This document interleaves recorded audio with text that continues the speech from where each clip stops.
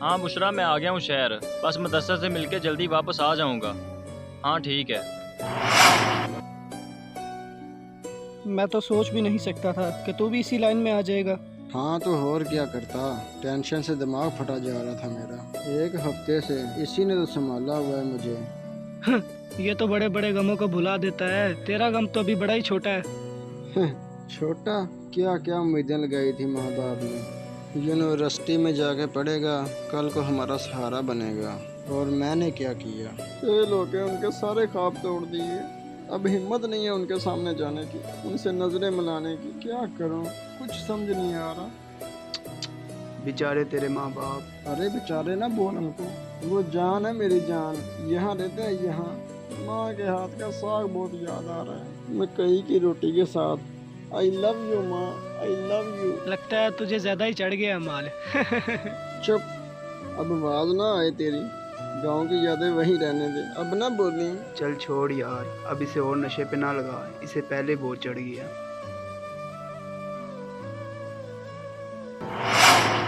बेटा वो मुदस्सर को तो बुलाना, उसे कहना कि मैं मिलने आया हूँ।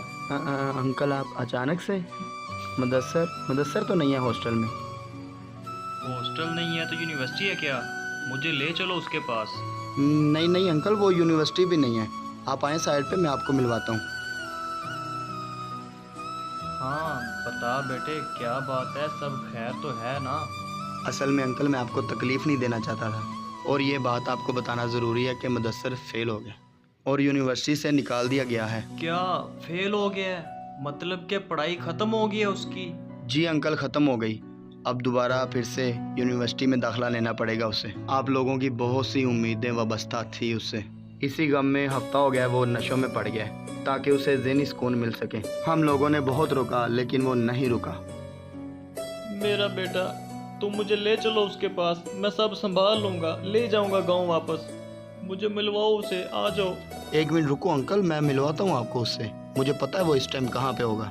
आप साइड पे रुकिएगा, मैं बुला लूँगा उसे। लेकिन प्लीज़ कुछ जाहिर मत होने दीजिएगा। मेरा फ़र्ज़ था आपको सब कुछ बताना, सो मैंने बता दिया। चले मैं आपको उससे मिलवाता हूँ। ओ मुदस्सर, ओ मुदस्सर, तेरा अब्बा आया है तुझे गाँव से मिलने। अब्बा, अब्बा अचानक से कैसे? अबे देख मेरी आंखें तो नहीं लाल। नहीं है तो नहीं। पता नहीं अचानक से हॉस्टल आ गए। यहाँ साइड पे रोक के आया हूँ उन्हें, और कह के आया हूँ कि मुदस्सर पढ़ रहा है। तू लावे यार, तू लावे यार। चल चल चल।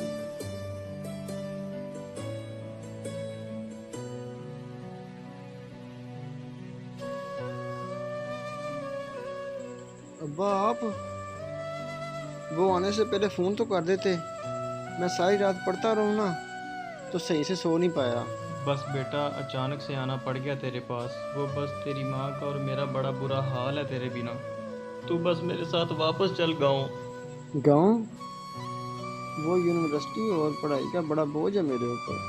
भाड़ में जाए सब कुछ, छोड़ दे पढ़ाई, हमें नहीं चाहिए। तू चल मेरे साथ गाँव चल, वहीं से तुझे छोटा मोटा कारोबार करवा दूंगा। इकलौता बेटा है तू हमारा, दिन रात तेरी वजह से तड़पते रहते हैं हम।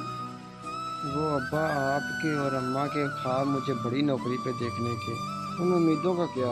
औलाद से बढ़ के कुछ नहीं है। गलती होगी हमें खुद से, तुम्हें दूर करके। मैं तेरी माँ से वादा करके आया हूँ कि तुझे वापस लेके आऊंगा। तू सामान उठा, चल वापस चलते हैं। ठीक है अब्बा, जैसे आपका हुक्म। आपके हुक्म से बढ़कर तो कुछ नहीं है ना। चलो। वाह अंकल वाह, कमाल कर दिया।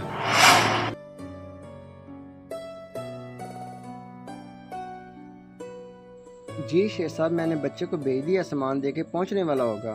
अच्छा शेख साहब, अगर उसके हाथ पैसे भी भिजवा दे तो है। चलें, बहुत शुक्रिया।